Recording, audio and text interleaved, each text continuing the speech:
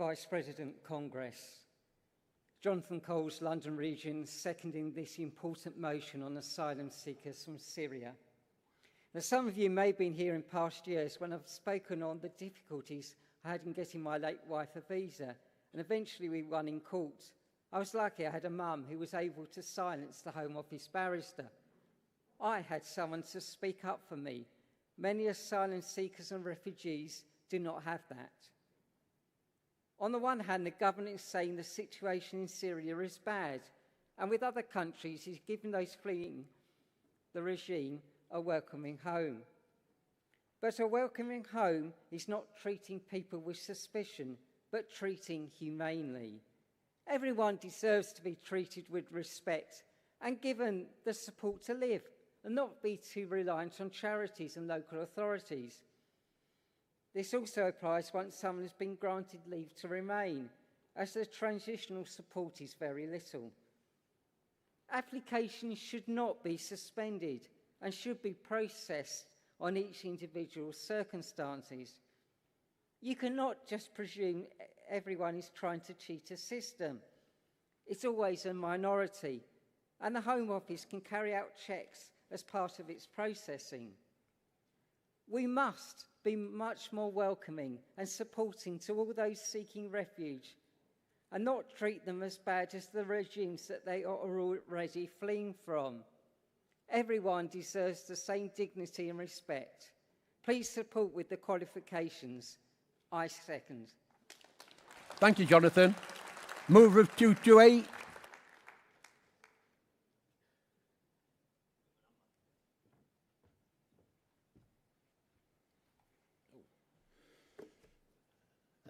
Vice Chair, delegates, Congress. It's hoped that this motion represents a progressive policy, establishing fairness, humanity and dignity at the centre of the UK's immigration policy. There are important advances in GMB policy in this motion, particularly calls for the repeal of the Tory government's immigration laws. The problem we face on using equality as a test for fairness is that laws do not permit it. They do not permit fairness, dignity, nor a humane approach. They were written by Tories. The Tory racist immigration policies, the immigration policies, much written by Tories but also contributed by Labour governments, have contributed to discrimination against all migrants and their children.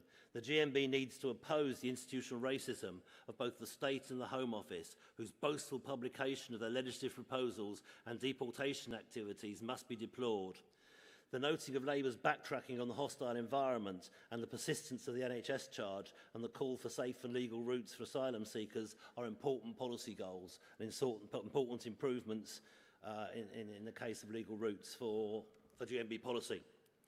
I'm shocked but not surprised, if that makes sense, that again we talk about fighting reform without talking about their racism. And permit a Labour government front bench to copy their rhetoric and many of their policies on immigration policies. The far right and racism will not be defeated by triangulation and copying reform.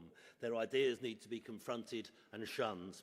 These ideas have no place in the Labour movement, and that includes on a Labour front bench. I call on Congress to support this motion. I move. Thank you, Dave. Seconder.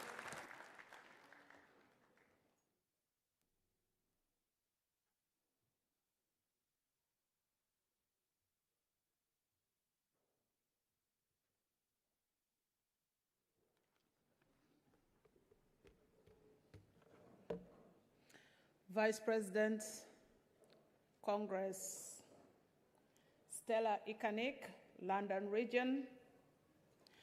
I'm here to second this vital motion for a fair and humane migration policy with the CEC's qualification. Congress, let's be clear. The hostile environment hasn't just failed. It has devastated lives.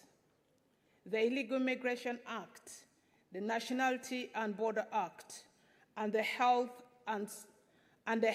Surcharge have criminalized vulnerability, punished the innocent, and made it harder for migrants to live with dignity. GMB has long stood for justice, equality, and human rights.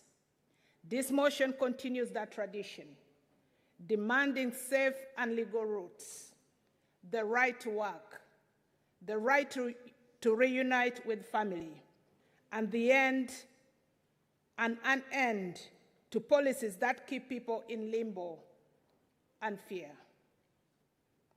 I fully support this motion, but I also accept the CEC's important qualification. We must ensure the call to end immigration raids, detentions, and deportation, specifically to those who seek safety, not harm. This is about building a migration system rooted in fairness, not fear.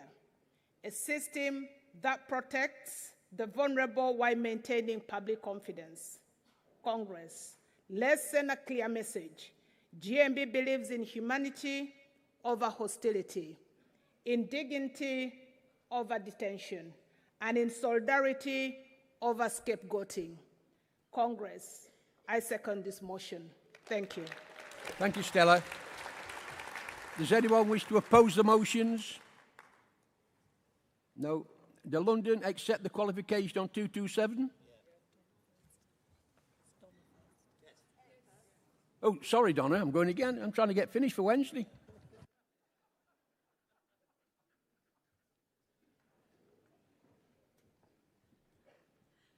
I know they want to stop me getting up and speaking, Malcolm, but, you know, I'm doing it on behalf of us lot. President, Congress, yeah, thanks very much, yeah. Donna Spicer responding on behalf of the CEC to motion 227 and 228, which we are supporting with qualifications. The CEC welcomes these motions, which reaffirms GMB's long-standing solidarity with refugees and migrants, and much of what they call for our existing GMB policy. GMB supports the full repealing of measures which criminalise migration or living in the UK as a migrant. Both motions help reaffirm GMB's opposition to the hostile environment against migrants, many of whom have long called the UK home. They also reaffirm well as our demands that asylum seekers must not be treated as criminals or unlawfully held in detention centres. Their fundamental human rights must be defended, including the right to work in the UK. Motion 228 also reaffirms policy carried by Congress 2024 that we support the UK pursuing agreements with other countries to give reciprocal rights to travel, live, work and study without a visa. The CEC's only qualification to clarify that motion 227 calls for no forced or coercive removals of Syrians, and motion 228 calls to end migration raids, detentions and deportations, should not be read as a call for the UK to have no immigration controls at all. Congress, these are small but important qualifications for the record. Existing Congress policy is that as part of a humanitarian system, some immigration controls are needed to prevent those who intend to cause harm to the UK from entering. These qualifications help to ensure that GMB continues to advocate for a progressive immigration policy based on fairness, humanity and dignity for all migrants. And it helps us to expose Reform's UK divisive rhetoric on migration for what it is. GMB continues to proudly welcome solidarity with refugees and reaffirms our commitments to opposing the hostile environment, to seek repeal of the Nationality and Borders Act and support a humane immigration policy that enables legal routes for those seeking asylum to enter and stay in the country and be reunited with their families. Therefore, the CEC is asking Congress to support motion 227 and 228 with qualifications that I have set out. Thank you, Donna. Thank you very much, Malcolm. Does London accept the qualification on 227 and 228? London accept the qualification. All those in favour of 227 and 228, please show. Any against? They've carried. Can I ask for motion 76, 77, mover of composite 6, and mover of motion 89, please come to the front, and the mover of 76 to the rostrum.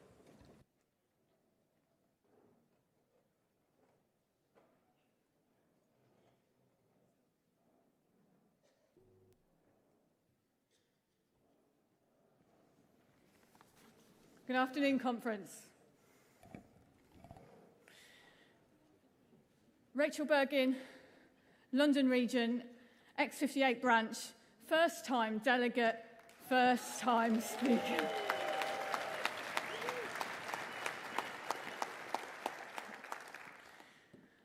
I am moving motion 76 on Northern Ireland equalities legislation on behalf of B33 BMA branch.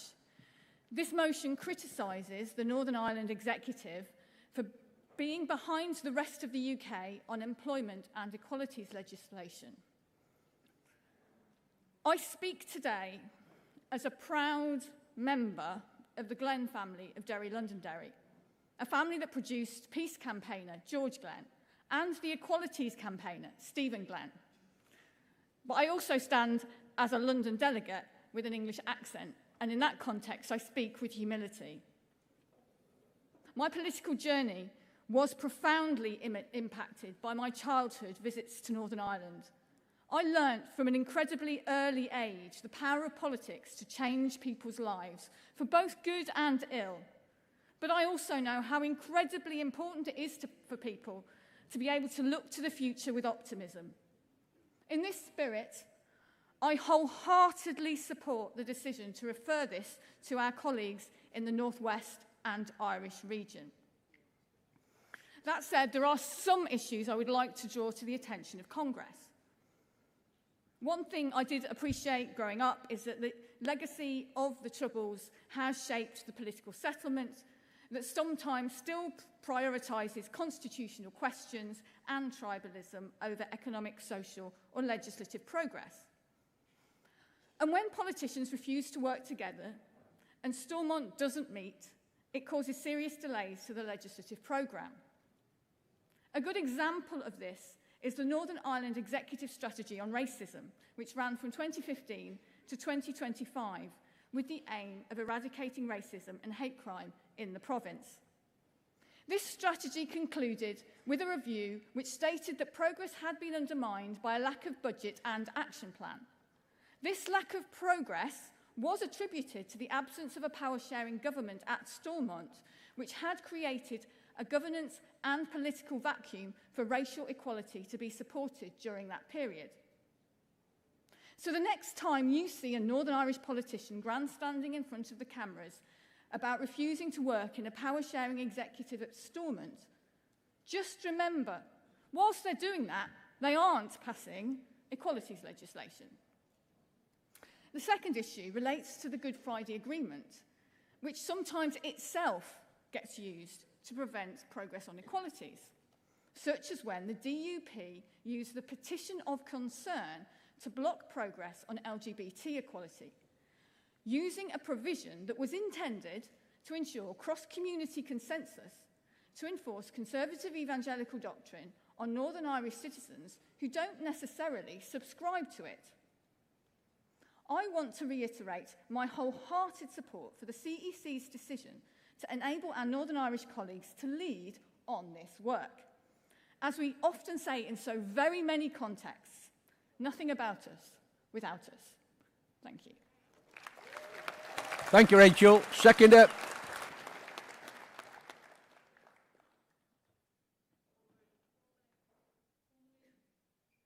Thank you. Mover 77, please.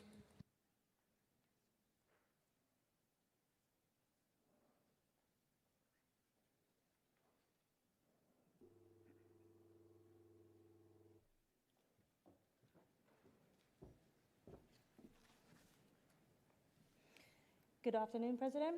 Congress. Melinda Palesi, Sheffield Local Authority Branch, and a part of the great big North East Yorkshire Humberside. This is my first time and my first speech. And I'm not going to lie, it's not going to be my last one either. I want to start off by saying I've had a few of my colleagues ask me if I'm nervous. I'm looking at them and I'm saying no, not the confidence, but for what I believe in, I'm not going to be nervous. The reason I'm not nervous is because I believe in the things that I'm standing here for, the motion that I want everyone to support. It's not about justice, it's not about fairness, and it's not just about dignity. It's about all of them and equality and equal pay. Therefore, I stand here for equal pay. I am, first of all, proud GMB member, and I'm proud to stand here today as a GMB convener. I'm even prouder to stand here as the leading Sheffield campaign for equal pay for women. The reason I stand here today is because I know the power that we hold if we all stand together, by listening to our members and their concerns and hearing them, but also by feeling their pain and empowering them. I have promised that we are going to deliver the pay justice they deserve for women in Sheffield and hopefully all the UK. As I sat with members in tears, I've read pay slips that don't match the hours, the efforts, the dignity that our members deserve. I fought and I will continue to fight. I don't just campaign when it's easy, I campaign when it's uncomfortable. And sometimes it's really serious challenges. I came close to a dismissal, but I refused to stop fighting pay justice. I refused to stay quiet. If standing up for equal rights makes me a target, then so be it. I refuse to stay quiet when the injustice is so loud. This motion matters to me, not just in principle, but the practice. Because our members are watching, and they are asking, does my member have my back? Does my member believe that I should get the right pay and the same pay as my colleagues? Do we have to answer that? Yes, not just with action, but also with applause. Equal pay is not a new demand. We've marched for it, we stroked for it, we legislated for it. But we all know there's still gaps in some sectors, and it's growing. Some yet women across our memberships are delivering, are showing up, are all underpaid. And what happens when they're underpaid? The men, the brothers, the fathers, they all have to step up and work extra. Because this is about basic sense of fairness and human being, it's not about just thinking about yourself. It's about thinking about your neighbor who can't buy school uniform. It's about the grandmothers in their 40s who doesn't want to retire or can't afford to retire. And it's about the nurse next door who can't afford to pay for her heating, yet she's still serving us. This motion is about making pay audits mandatory, by pushing transparency, by ensuring consequences when an employer does not comply. Because if we don't make demands then, when shall we? So let me make this crystal clear. This is not a motion for me, it's my fight, it's our fight, and it's GMB's fight all together. So let's not back down, let's not delay, let's pass this motion. We stand and we will not stop until pay and equal pay colleagues, please wind up. Is reality. Thank you very much, I move.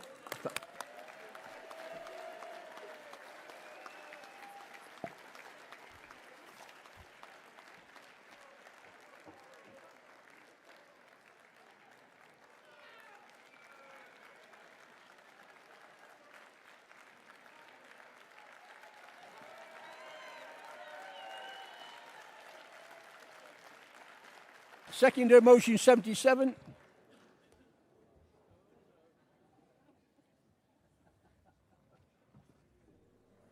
Good afternoon, President, Congress.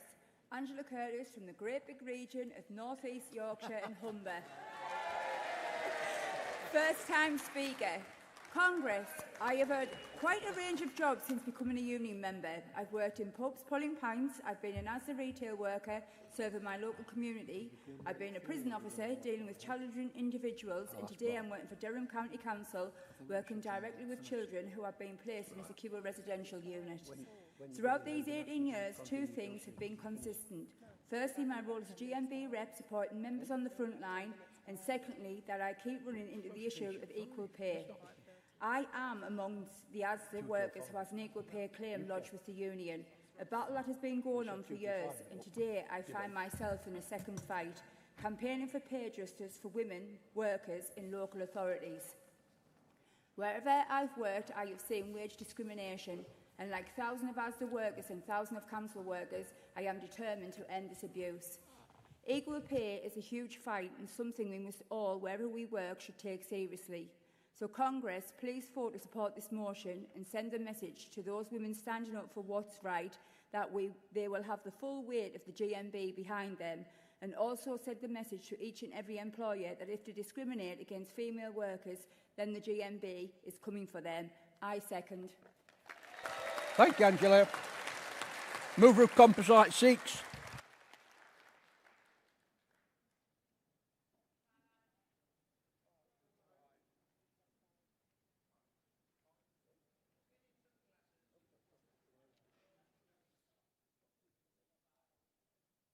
Composite 5. It's got 6 here.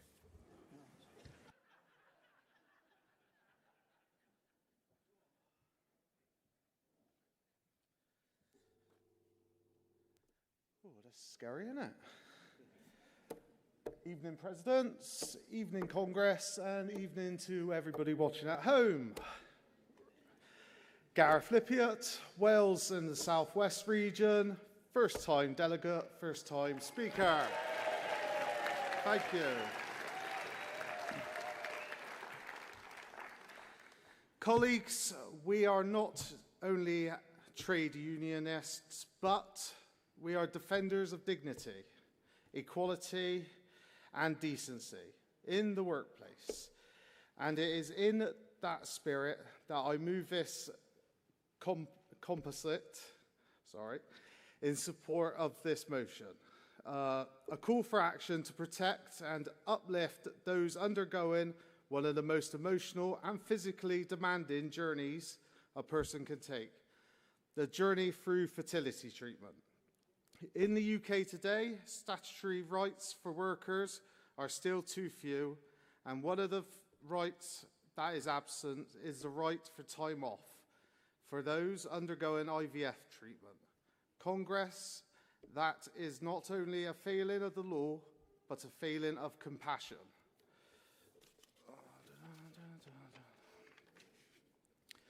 One in 7 couples face difficulties conceiving. Over 50,000 people a year in this country take the difficult decision, often a painful path, of getting fertility treatment.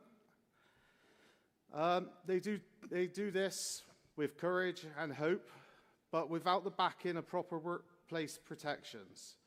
Too many must do this in silence, fearing stigma or discrimination. Too many must choose between their job and their hope for a family. I can speak personally on this. Hope my wife doesn't kill me for this, but we went through fertility treatment for our twins, what we got, and I can speak personally, getting time off of work together was near impossible for most of the appointments. And a lot of these appointments, if you miss them, you've got to rebook months down the road. So it can take quite the effect on you guys. I'll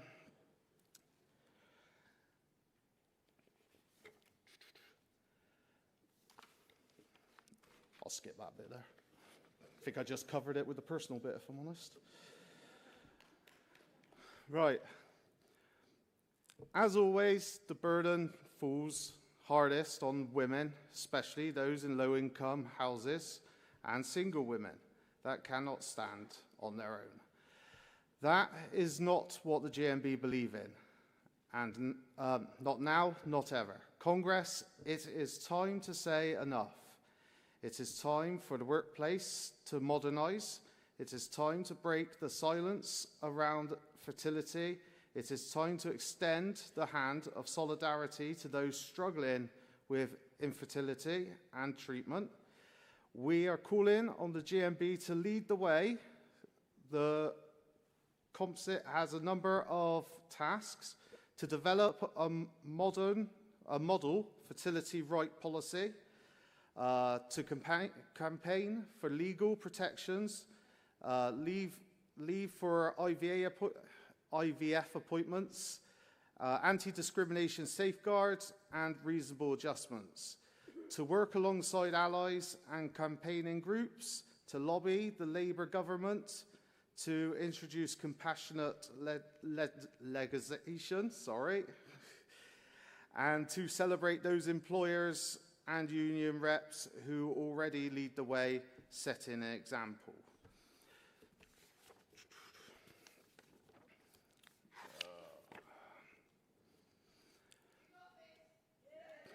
I appreciate that.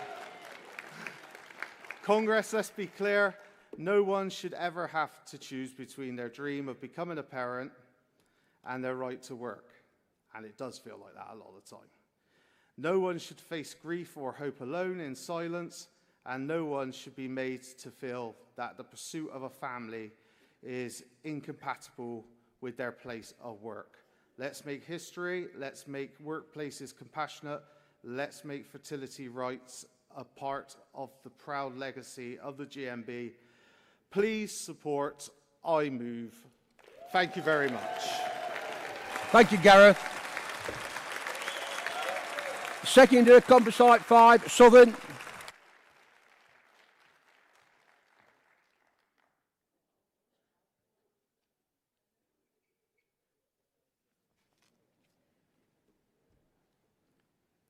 Hello, good afternoon everyone. Madam President, Congress, Jack Baddow, Southern Region, seconding Composite Motion 5. I'm speaking to support this motion, not just as a trade unionist, but as someone who believes our workplaces must reflect the real lives of the people within them. As you heard, 1 in 7 couples in the UK have difficulty conceiving. That's not rare. It means it's our colleagues, our friends, and maybe even ourselves. Yet too few employers have policies in place to support those going through fertility treatment. Without understanding and support, fertility treatment becomes an isolating, exhausting and financially draining process. According to a 2024 report by the Fawcett Society and Total Jobs, 1 in 5 workers undergoing fertility treatment left their job because of how they were treated. Not because of the medical treatment, but because of their employer's lack of compassion and flexibility. No one should have to choose between starting a family and keeping their job. As Gareth said, this issue hits women hardest, especially those on low incomes. The emotional toll is greater, the financial burden heavier, and the support is so often lacking. This isn't just a healthcare issue, it's a gender issue, a class issue, and a dignity issue. Infertility is recognised as a medical condition, and it should not be treated as a personal inconvenience. That's why the GMB must be campaigning for legislative change. We need all employers to have proper fertility policies, ones based on flexibility, compassion, and fairness. This should include, at bare minimum, paid time off for appointments, leave for partners to attend, and paid compassionate bereavement leave when that's needed. These aren't luxuries, they're basic rights that reflect a decent and modern workplace. Let's be clear, this isn't special treatment, it's fair treatment. It recognises the realities of modern families and shows humanity in how we support our members. Let's make sure that no one has to choose between the dream of a family and the job they rely on. Congress, please support this motion. I second. Thank you, Jack. Does London wish to speak on Composite 5?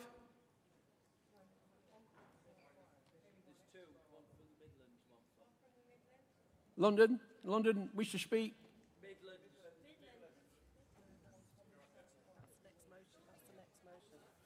No. Right, we'll call on now the mover of motion 89.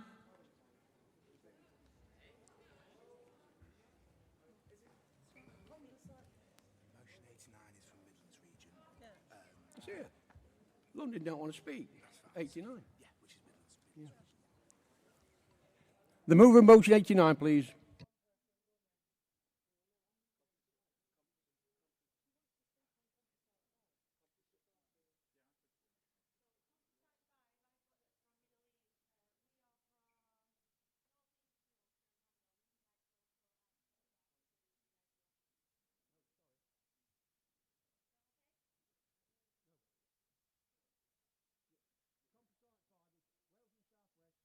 Southern and London. And that's it. Sorry? What's going off here?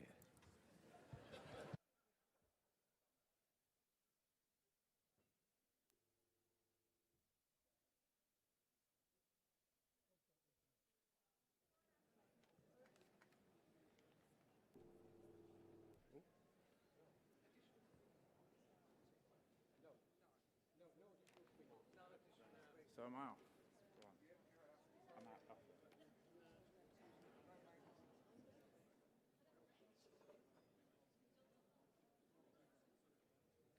Could I have the mover of 89, please?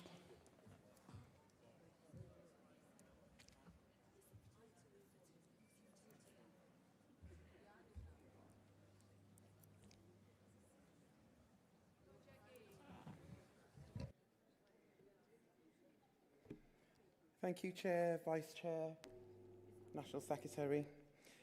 Congress, Jacqueline Burnett-Pitts, and I'm from the best region ever, Midlands region. I'm here to move motion 89, current state of UK maternity pay. This Congress calls on GMB to support female workers who have created life by campaigning and using political influence to increase statutory maternity pay. Statutory maternity pay sits at around 41% of the national minimum wage, which is currently 21 per hour for those aged 21 and over. That's the national minimum wage. The statutory maternity pay is sat at £4.99 per hour. This is an insult to female workers. Statutory maternity pay is a weekly payment made by employers to eligible employees while they are on maternity leave. It is designed to provide financial support during this period. Did you hear that? I'll read that again. It is designed to provide financial support during this period. How does £4.99 provide financial support through that period? And then what they do, they look at the average earnings and then they look at which is lower and pay that for the next 33 weeks. The operative word here is whichever is lower. Why is this the case? The way in which the maternity pay is calculated is complicated. Shocking. How is a new mother or family expected to live on this minuscule amount of money, feed and clothe their families? The previous Conservative government told us all during furlough that we needed 80% of our wages to be able to sustain our living standards. So how is that different for maternity? The addition of a new life places pressures on families to find this money without the support of the government and employers. This is where less fortunate families walk through the doors of my workplace and come into my staff, approach my staff in homelessness because they can no longer pay their rent. They can no longer feed their families. And then my members of staff have to sit there and say, well, you know, look through and see how much housing benefit they can receive. It's embarrassing for those mothers. It's embarrassing for their partners.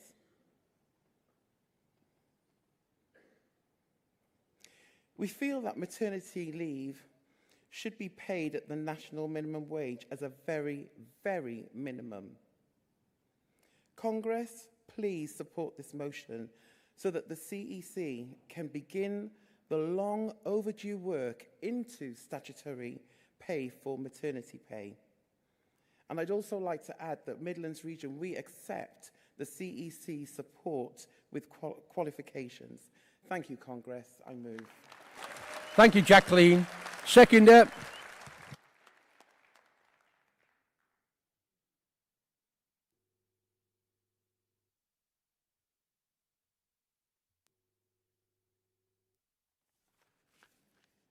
President, Congress, Helen Soames, Midland Region, speaking in support of motion 89 on the current state of UK maternity pay. The current level of maternity pay in the UK leaves mothers and their families disproportionately disadvantaged. Maternity pay falls well below the national minimum wage in real terms, placing families that are already struggling further at risk of poverty. Please support our motion to ensure fair pay for maternity leave. Congress, I second. Thank you, Helen. Colleagues, I've just been informed that North Eastern Yorkshire are allowed to speak in Composite 5, so they come up.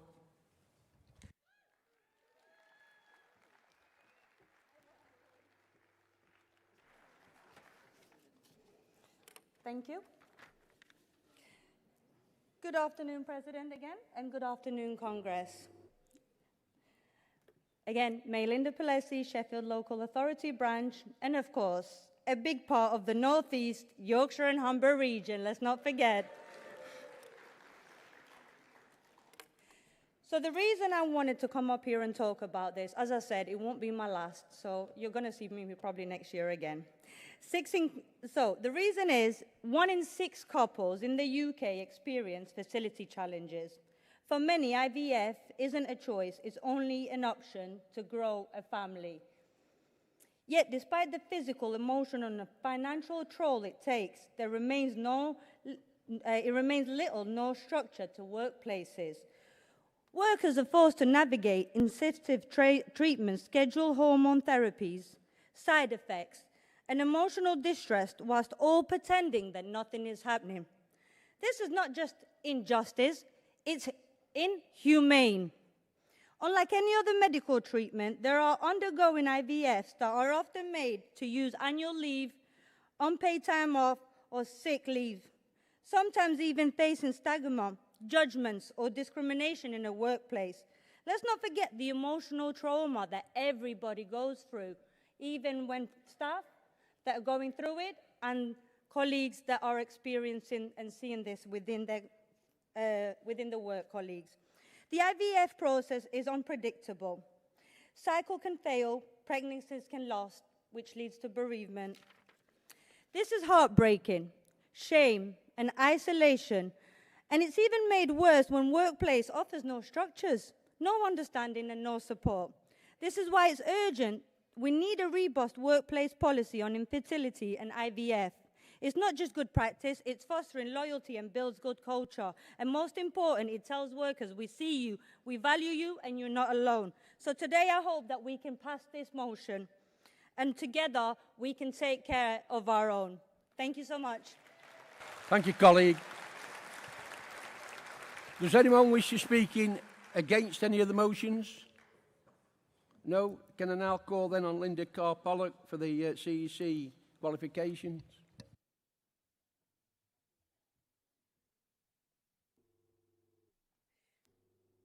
President Congress, Linda Carr-Pollock, speaking on behalf of the CEC, responding to motions 76, 77, Composite 5 and motion 89.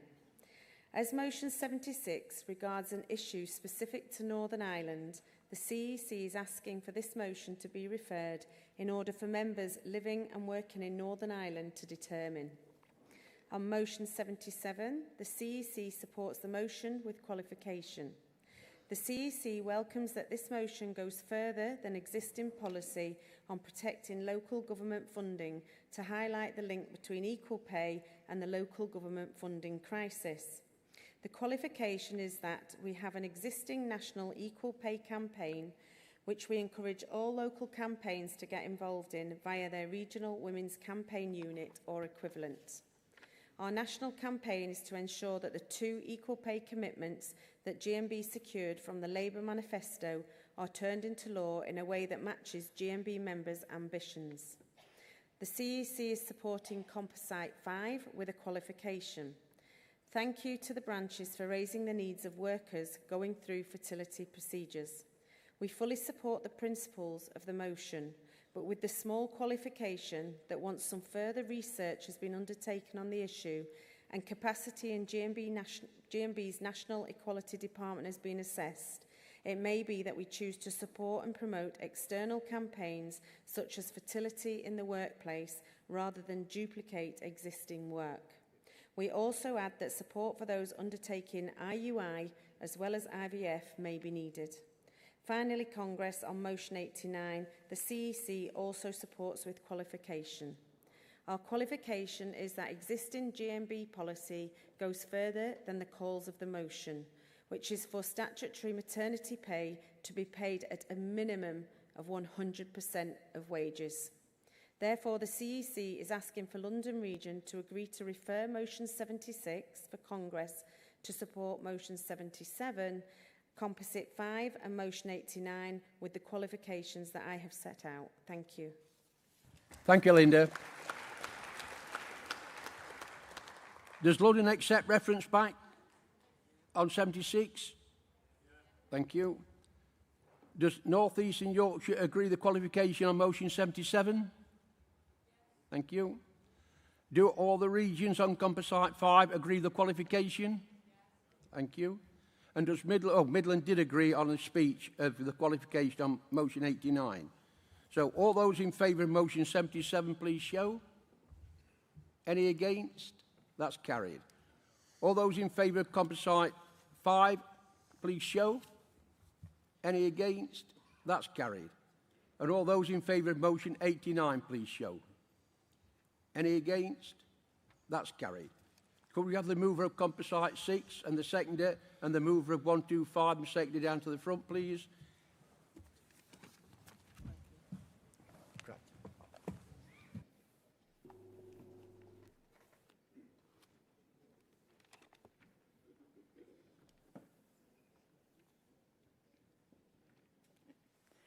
Mary Bell from the great big beautiful North East Yorkshire and Humber region. Good afternoon, President, comrades, friends and fellow colleagues. Thank you for being here, for every worker across the country who knows what it is like to be faced with an impossible choice, to go to work sick or lose a day's pay. Today we stand together to demand something simple, something fair, something that should already be a basic right: statutory sick pay from day one. Right now, in 2025, it is still the case that if you fall ill, you are expected to wait 3 days before you are entitled to a single penny in sick pay.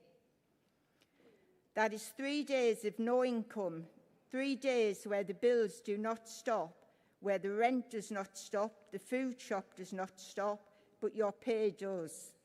So let's be honest, Congress. For many workers, especially those on low wages, those 3 days might as well be a lifetime, because missing even a single shift means a drop in income for people who can least afford this. We saw during the pandemic, people were forced to choose between isolating or eating, between protecting their health or paying the gas bill.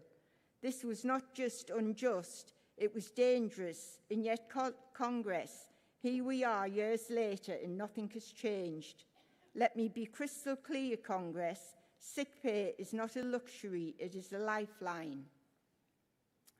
The current system punishes people who need our protection most. It discourages responsible behaviour and it deepens inequality. It says your health does not matter until day 4. Well, Congress, we reject that. We say that from day one, a worker who falls ill should be able to take time off without fear of financial penalty. So, Congress, here is what we demand. Statutory sick pay from the first day of illness, no waiting period and no exceptions.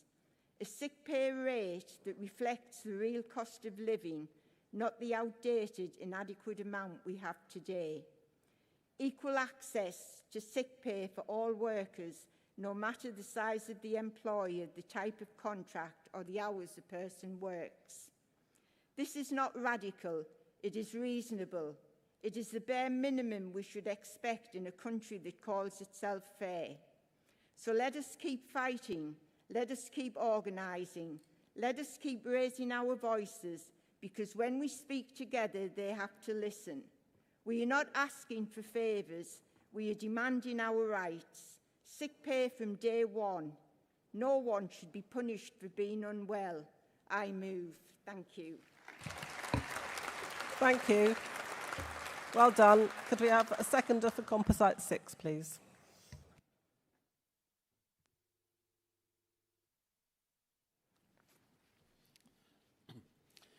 President, Congress, Adrian Storr, London Region, seconding Composite 6 on national sick pay.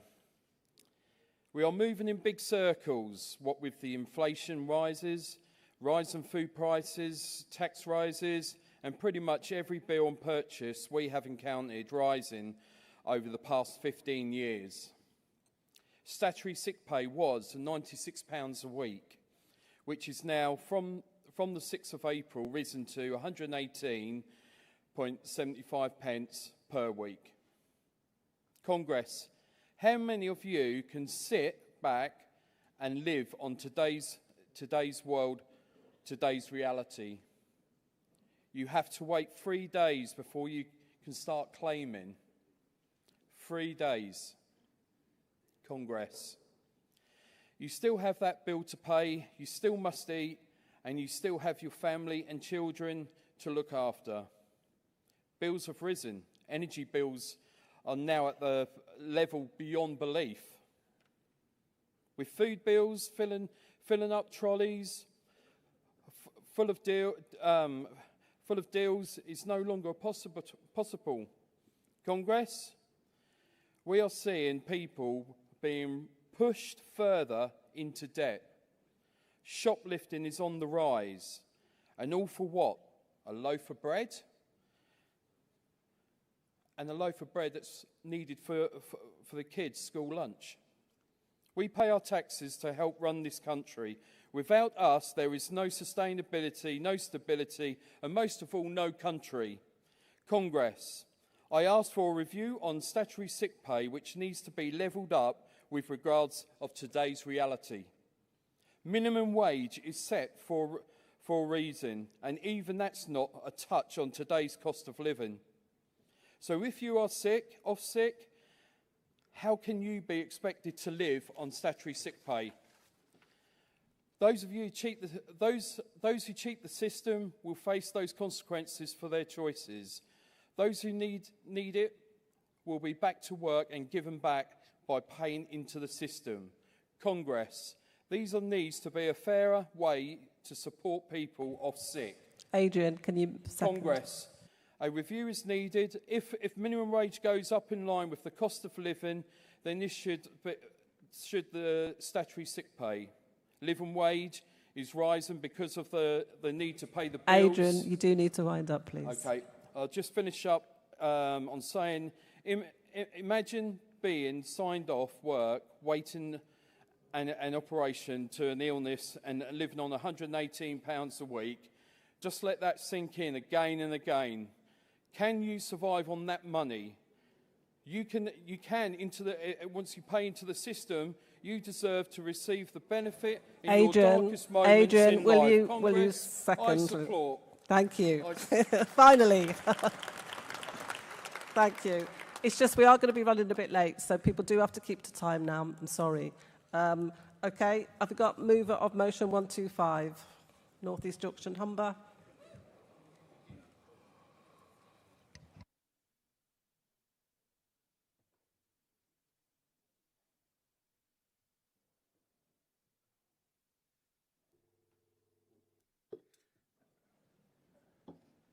Well, this is exciting. Good afternoon, President, Congress. I'm Ron Cameron from Jarrow, which is part of the great big North East Yorkshire and Humber.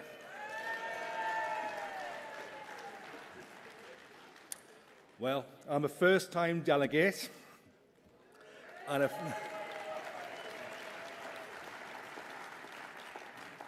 I think you're falling asleep now, aren't you? And a first-time speaker. So, Congress, I'm here to move a motion 125, making discretionary sick pay fair. Well, it may not be the most sexiest motion titles, but it is an issue that strikes at the very core of workers' dignity and security. Well, the GMB always push for improvements to all workers' lives. We must always have in mind those workers who rely on fair treatment, compassion and support during the times of illness. Congress, too often discretionary sick pay policies place the fate of the workers' income in the hands of line managers or arbitrary company procedures. Procedures which can be inconsistent, opaque and unfair. That too frequently results in uncertainty, hardship for individuals. And often, it depends if your face fits. Well, Congress, we know good sick pay policies are essential not only for protecting workers, but for promoting a healthy, productive workforce. When employees trust that they will be supported when they fall ill, when they move, they are more likely to rest and recover fully, reducing the spread of illness in the workplace and preventing long-term health issues.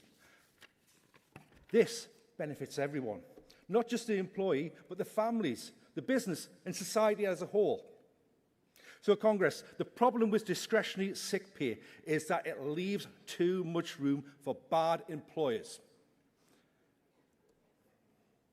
We should be demanding complete transparency when too often there is a mist. Workers should not have to guess whether they receive their full pay or face financial hardship because they're ill. As a trade union, our campaign is clear, absolutely clear. We must push for sick pay policies that are fair, transparent and standardised. These policies should guarantee a baseline of income protection that workers can depend on. No ifs, no buts. Discretion should never be a penalty. So, Congress, we could call on our employers to work with a union to establish clear criteria for sick pay that removes ambiguity, safeguard workers' well-being. We can also urge the government policymakers to legislate stronger protections and prevent discretionary policies from being used as tools of discrimination or unfair treatment. So, in solidarity, we can build a future where every worker knows that they have health, that their health will never be the reason for financial insecurity. Sick pay should provide comfort and support, not stress and uncertainty. So, let's stand firm. Consistent sick pay is an essential right that protects workers' strengths from our workplace. Please support. Well done, Ronald. Well done. Is there a seconder for motion 125, please?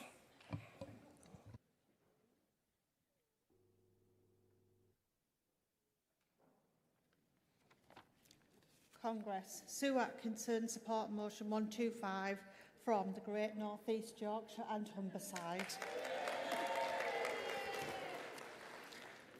Is it fair that an employer can pick and choose who gets sick pay and who doesn't? Everyone should be treated the same, not just if your face fits or you're best friends with a manager. If you're sick, the last thing you want is to have to worry if you're going to get paid or not. Your sick pay should not be a lottery. We all pay our dues to our workplace and all deserve the same chance of winning. Please support our motion. Brilliant. Thank you, Sue. There doesn't appear to be any opposition, so can I ask Tracy from the CEC to give our response, please? President, Congress, good afternoon. Tracy Beeson speaking on behalf of the CEC, responding to motion 125, which we are asking to be referred. The branch has helpfully explained that the motion is directed at the issue of discrepancy enhanced sick pay above SSP. On occasions, there are no set guidelines in contracts around the circumstances which pay above SSP will be paid. Members who have not received enhanced sick pay have reported that in the past that other members of staff or indeed managers on occasions have received enhanced sick pay, though this is hard to prove as employees will not provide details. The branch is calling on the union to explore the position and to campaign to ensure all workers are treated equally and transparently. The recommended stance is to refer the motion to allow the Union to explore the position and develop policy in the light of this. Discretionary arrangements may well conceal discrimination, as the CEC understands sickness policies must not discriminate against employees due to the protected characteristics. For example, if someone is disabled and part-time employees should be paid the same equivalent as full-time employees. Therefore, the CEC is asking that North East Yorkshire and Humber region to agree to refer this motion 125. Thank you. Thank you, Tracy. And can we say congratulations to Tracy on her appointment as an assistant organiser in London region?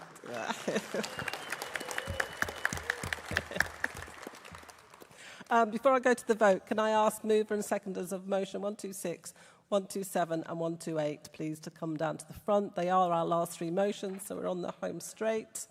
Does North East Yorkshire and Humber accept reference back on motion 125? Thank you. That doesn't need a vote. Composite 6, the CC is supporting, so all those in favour, please show. Thank you. Anyone against? That's carried. Could I have the mover of motion 126, please?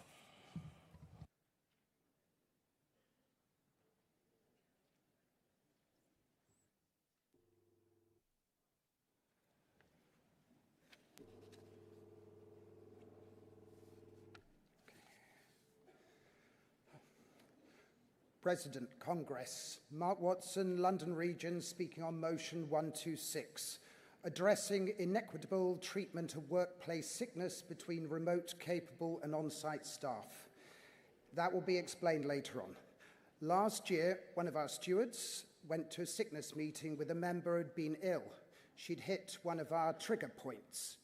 The member had a job needing her to be there in person. The manager, however, signed on online by Teams. She had COVID, but could work from home. She missed the irony of the situation completely. COVID didn't create this unfairness, it showed it up. The first time I saw it was around 2020, when senior managers came back to work with phased returns that included home working, while frontline staff were denied this. Now managers can quite openly work from home while sick, keeping perfect attendance records while our frontline staff face step-by-step disciplinary action for the same basic reality of human illness. Our food workers face a worse problem. With stomach bugs, they're banned from work for 48 hours after symptoms stop. They must either come in sick, risking spreading illness and breaking food safety laws, or stay home and get another mark against them, pushing them towards disciplinary action and dismissal. The facts seem clear. Frontline workers have sickness absences rates of about 2.9%, whilst managers record just 1.3%. We've created a system where honesty is punished and lying is rewarded, where the same symptoms lead to very different results based only on whether you can work from home. The HR will almost certainly claim this unfairness doesn't exist, and that's because it's not meant to happen like this according to their policies. But anonymous sickness records will show the truth. You can't hide a broken leg, but you can hide colds, flus, minor sprains and infections, and the list goes on. I've also been told that managers would object to fixing this unfairness. But since when does workplace fairness depend on management approval? We're not trying to restrict remote working, we're demanding fairness. If managers can work from home while sick without penalty, why should staff who cannot be punished? The answer is simple. Frontline staff need either extra sick leave or different treatment before disciplinary steps begin. This should especially apply in jobs where certain symptoms legally require complete work exclusion. Workers who cannot hide illness through remote work deserve protection and not punishment. This is systematic unfairness dressed up as business need. The evidence shows frontline workers are more likely to be absent than management. The question is simple. Are managers actually healthier, or is this just a trick of the eye created by remote working privilege? Congress, I move. Thank you, Mark. Seconder for motion 126, please.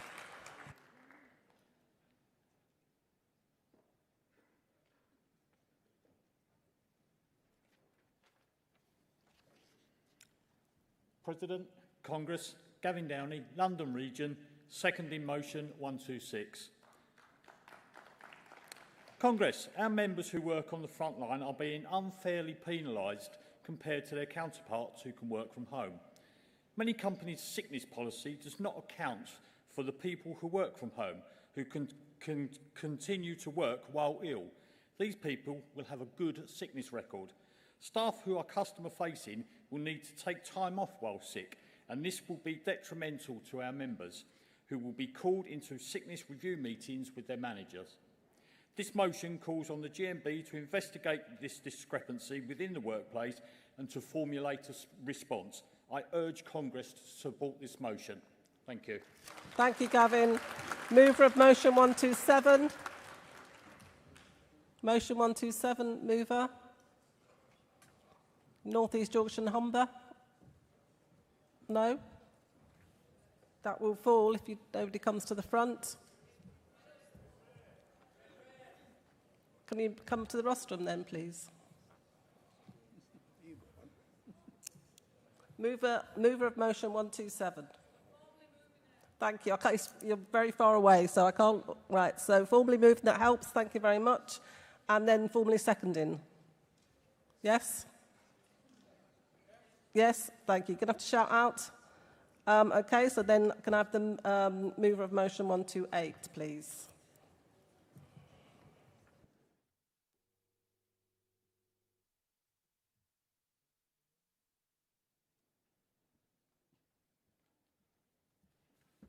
Lisa Edwards, Southern Region.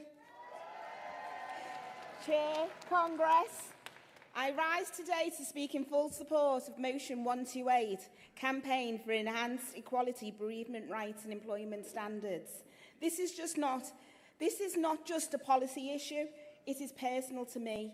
Just a few weeks ago, I lost my sister-in-law. My family is travelling to Jamaica on the 16th of June for her funeral, but I will not be going with them. Not because I don't want to, not because it wouldn't help me grieve, but because I fear my employer wouldn't understand, wouldn't see it was valid, because she wasn't considered an immediate family by policy, because culturally, emotionally, spiritually, none of that matters on a form. This is the reality of so many of our members across this country. When we talk about bereavement, we're not just talking about leave on a policy paper.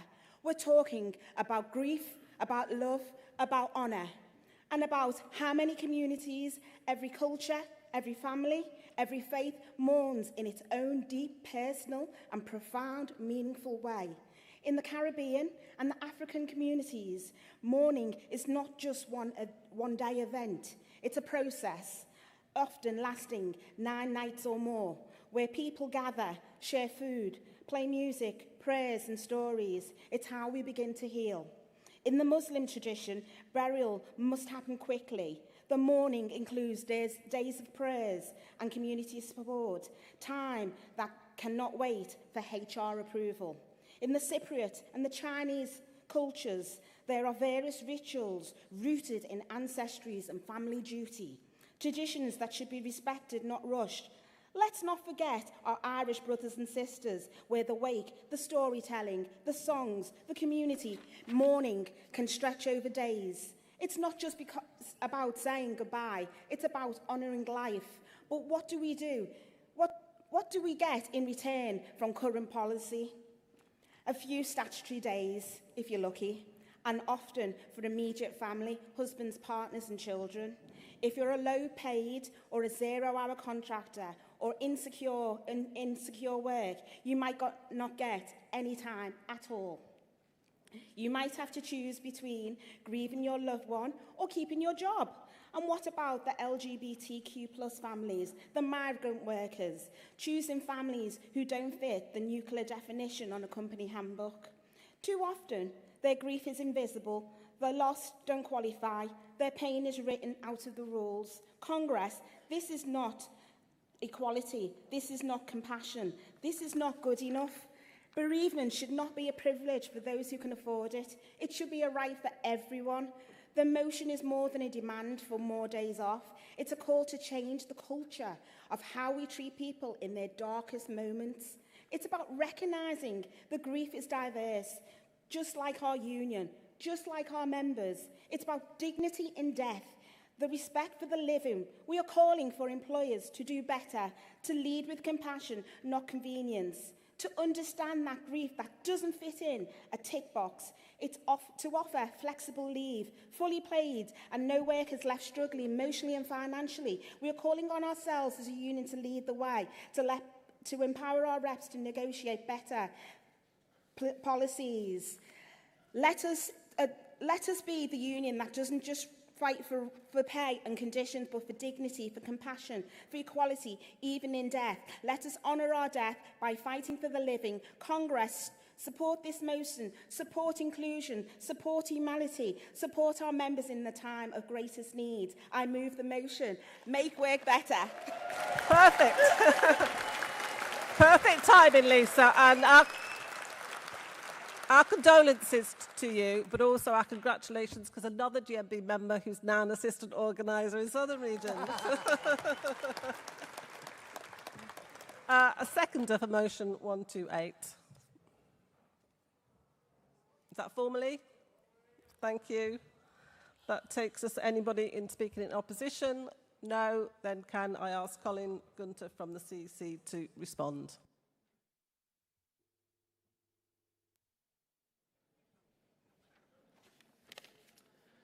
President, Congress, Colin Gunter speaking on behalf of the CEC, responding to motions 126, 127 and 128. On motion 126, the CEC is asking the region to agree to refer the motion. This is in line with the call to investigate the position and put forward appropriate proposals. Commonly called hybrid working in a post-COVID-19 pandemic environment, the practice raises a number of issues that need to be addressed and policy developed for a GMB voice on this issue.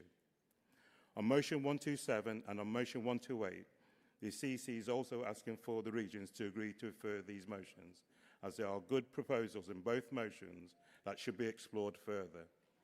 Statutory parental bereavement leave was introduced in 2020, but there's no statutory entitlement to leave following the death of any close family member or partner. The Employment Rights Bill currently going through Parliament will address a non-parental statutory right to bereavement leave. Labour has also committed to a review of the parental leave system within its first year of government. Some employers have embraced the issue, but there's clearly a lot more work that needs to be done in this area, and the recommendation is to refer the motion, as there are good proposals in both motions that should be explored further. Therefore, the CEC is asking for London Region to agree to refer motion 126, the North East Yorkshire and Humber Region to agree to refer motion 127, and the Southern Region to agree to refer motion 128. Thank you. Thank you, Colin. Does London Region agree to refer? Yes, thank you. Does North East Yorkshire Humber agree to refer? Yes, thank you. And Southern Region, do you agree to refer? Yes, thank you. That means because they've all agreed to refer back, there's no need to take a vote. That concludes our motions for today. But before I end Congress, I've got some announcements and then one last business of international solidarity. So just some announcements. Apparently the GMB manufacturing stand in the exhibition hall has a missing raffle prize. The missing item is a model JCB sports car. If anyone has taken this by mistake, please can you return it to the stand. And secondly, Congress, just a reminder that the President's Welcome event is tonight. It starts at 9 o'clock, so you do get time to go away and have some food because there will only be nibbles at the event. And the venue is in Auditorium 2 in this venue, and the entrance will be via the back of this building on Russell Road. So I do hope to see as many of you there as possible. We also have a delegation from Moorcroft Pottery who are in the visitors section. Now, Moorcroft, the factory, went into administration 4 weeks ago. So can we please welcome them and show them our solidarity? They're up there.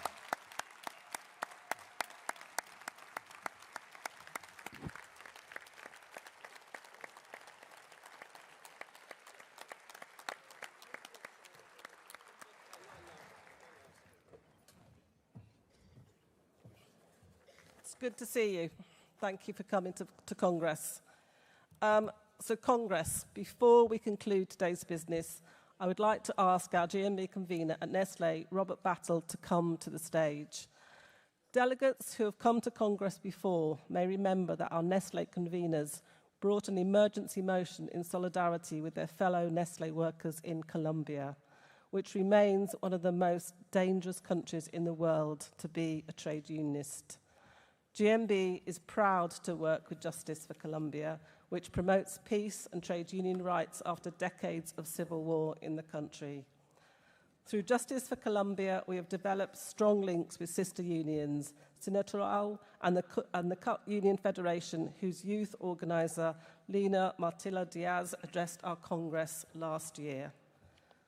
Sadly, one of our union brothers in that union, Alberto Quintero Medina, was killed last month, and we've asked Robert to move a tribute to Alberto.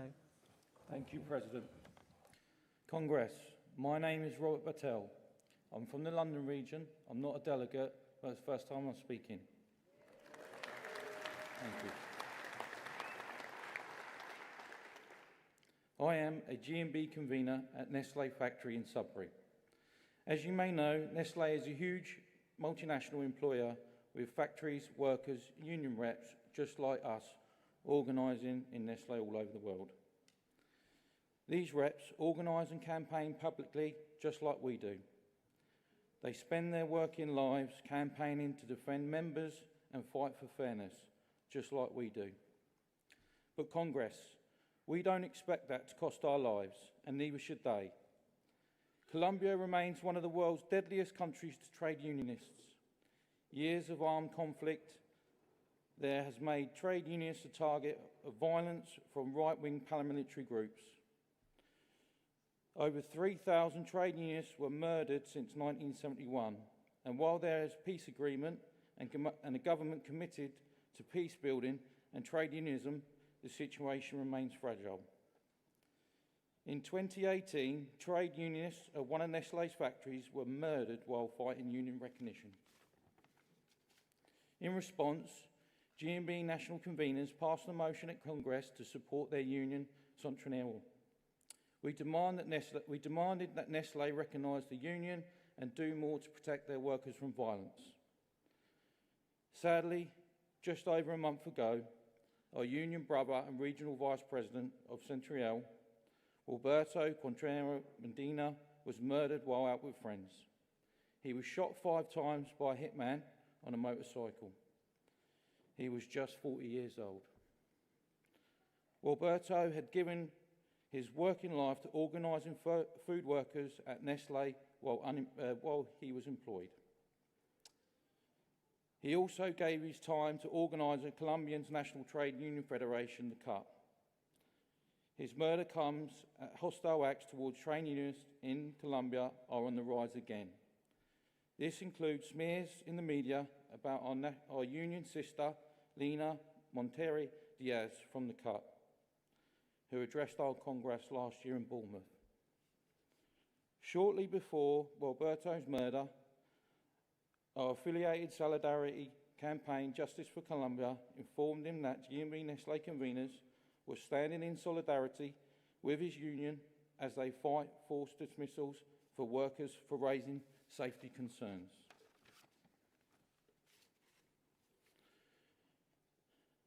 We are glad that Alberto was able to know this before he died.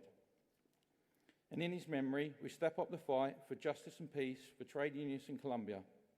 We have written to the UK government to raise Alberto's murder and threats to Lina on demand more action to protect trade unionists and peace building in activities in Colombia. Congress, Please support the trade union brothers and sisters in Colombia by supporting the Justice of Colombia campaign. For now, though, please can I ask Congress to stand. If they can, sorry, while observing a minute's silence in memory of Comrade Walberto Contrario, which will follow by a short video from Sontriel. May he rest in power.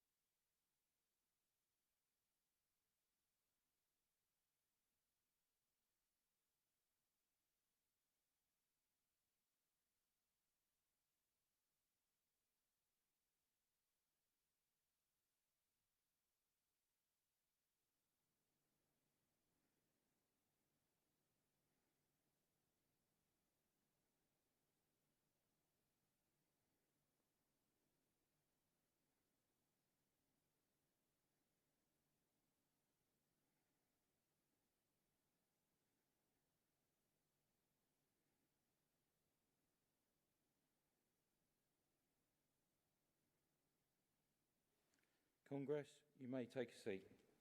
Thank you.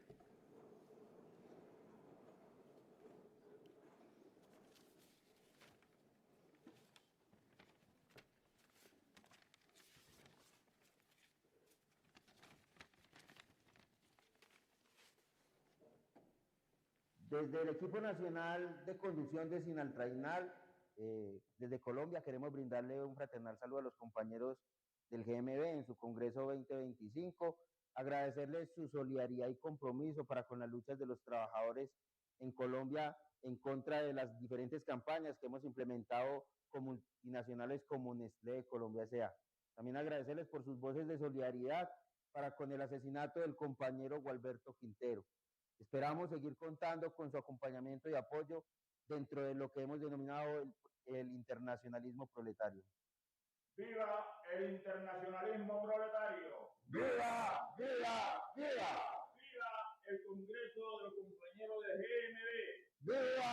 ¡Viva! ¡Viva! ¡Viva Sinaltrainal! ¡Viva! ¡Viva!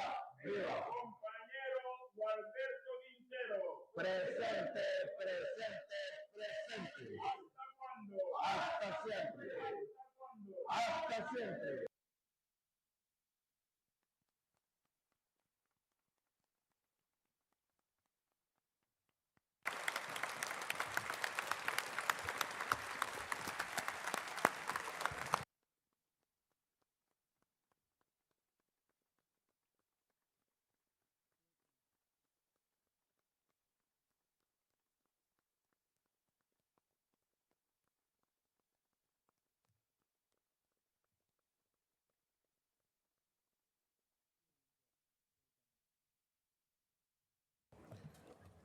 Thank you, Robert, for making that moving tribute to Alberto. Just one of many trade unionists who's been killed in Colombia and around the world. So, Robert, our thanks to you for making that speech. It's a sad note to end on, I know, but thank you for today's contributions and debates. Apologies to the regions for the mix-up this afternoon. It's down to a typing error, that's all. And, you know, that just shows you how these things go. And yeah, a simple mistake, but we do send our apologies. Tomorrow morning's 9 o'clock, I'm afraid. So hope to see you tonight, though, at the President's do. Thank you again.